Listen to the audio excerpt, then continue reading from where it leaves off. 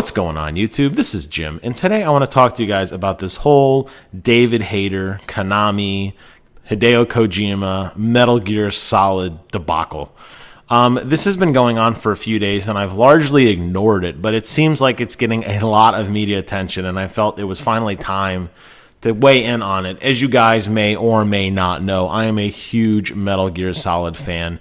From the very beginning, I was hooked on the story. I was hooked on the long cutscenes. I was hooked on the narrative. I was hooked on the whole look at soldiers being exploited for war, all the subplots. I was very heavily invested in all things Metal Gear. The center of my focus and the center of that universe has always been Solid Snake. Now, Solid Snake and David Hayter, in my opinion, are synonymous. Not only do they kind of look alike, which is a little eerie, but David Hayter has such a unique voice, such a gruff voice that is very easily identifiable with the series. It's akin to like a Mario or a Marcus Phoenix type. Just as soon as you hear it, you've never heard this voice before. It only relates to one character. Now, recently in an interview with Game Informer, David Hayter talked about what had happened and why he had been removed from Metal Gear Solid 5, Phantom Pain, and Metal Gear Solid 5 Ground Zeroes. He goes on to say that he's got really no love for Hideo Kojima at this point. He doesn't feel like he needs to go back and work with him. He's not playing any of the new games because he feels like it'll be 60 hours of humiliation that he can't get into. He hasn't played the last two iterations because it's just too painful.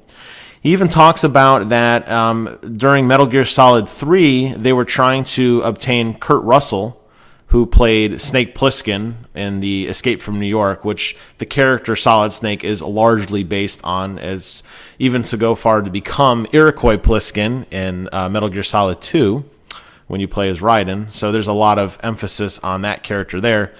But he goes on to talk about how in Metal Gear Solid 3, they actually tried to get Kurt Russell to kind of take over the series, and David Hayter ended up winning the role because either nobody auditioned or I wasn't really clear on that point. But what I can tell you is that on the Japanese side, Akio Atsuka, I'm probably saying this guy's name wrong, and I apologize, sir.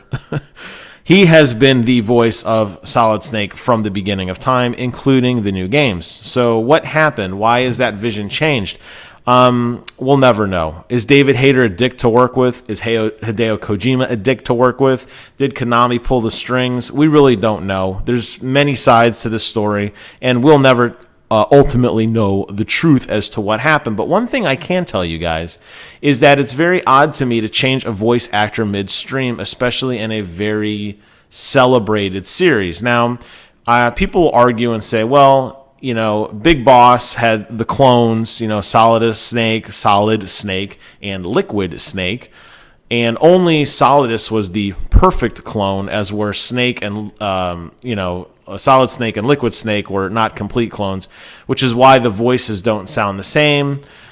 To me, Solid Snake most embodies what Big Boss was in just terms of his determination and his grit throughout the series. Now, you could argue with me on that. It's really a moot point.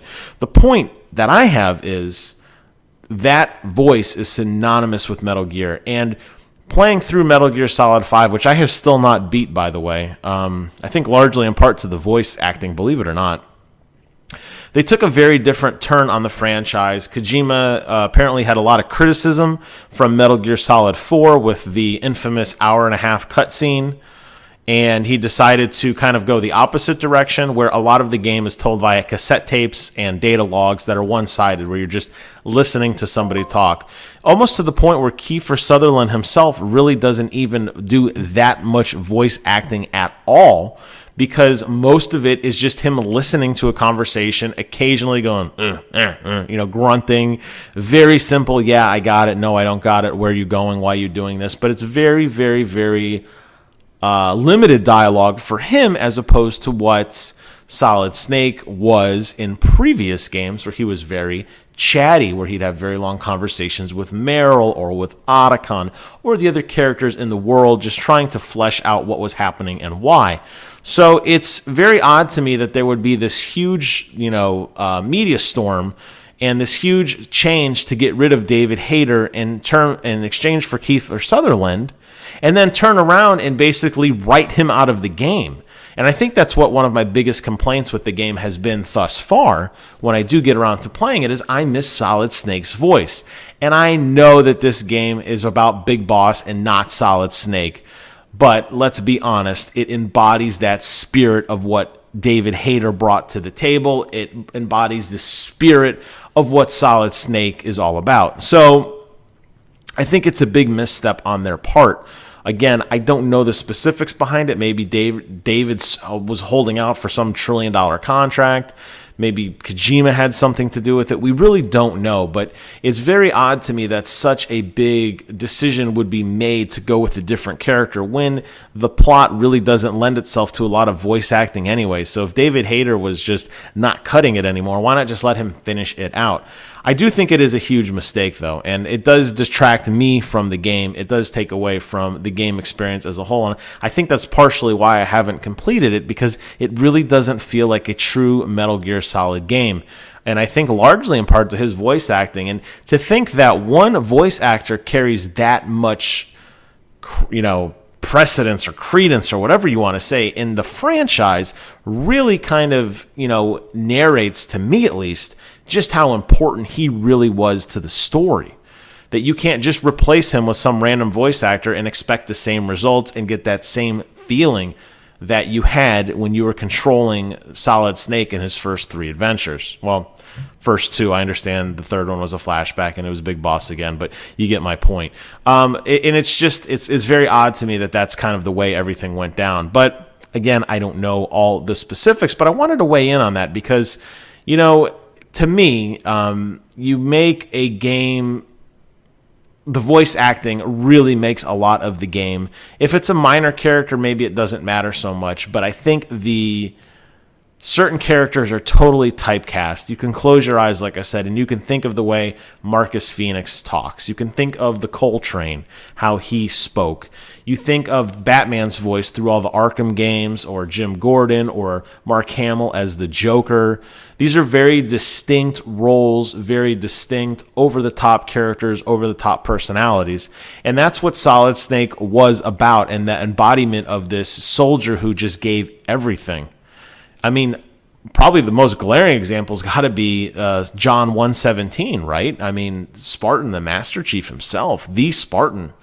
Think of it not being Steve Downes. Think about how different that game would play if it was just suddenly some new guy. You change it midstream because whatever reason. So I think it was a big misfire on their part. I know the game went on to do very well. It sold trillions of copies. I did an unboxing with my wife over the whole collector's edition and the weird robotic hand that still displays V is for victory.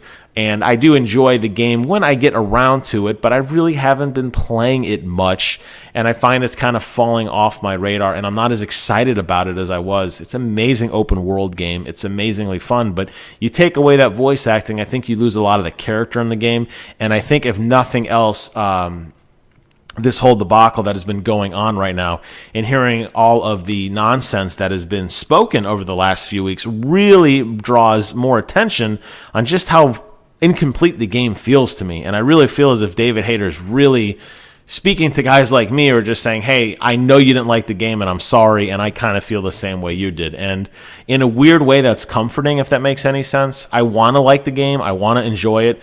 The gameplay's phenomenal, but when you take away that core element, it just kind of loses almost part of its soul. So anyways, that's all I have. I wanted to just ramble on that for a little bit. As always, I want to thank you guys so much for watching, and until next time, I will see you guys on the other side.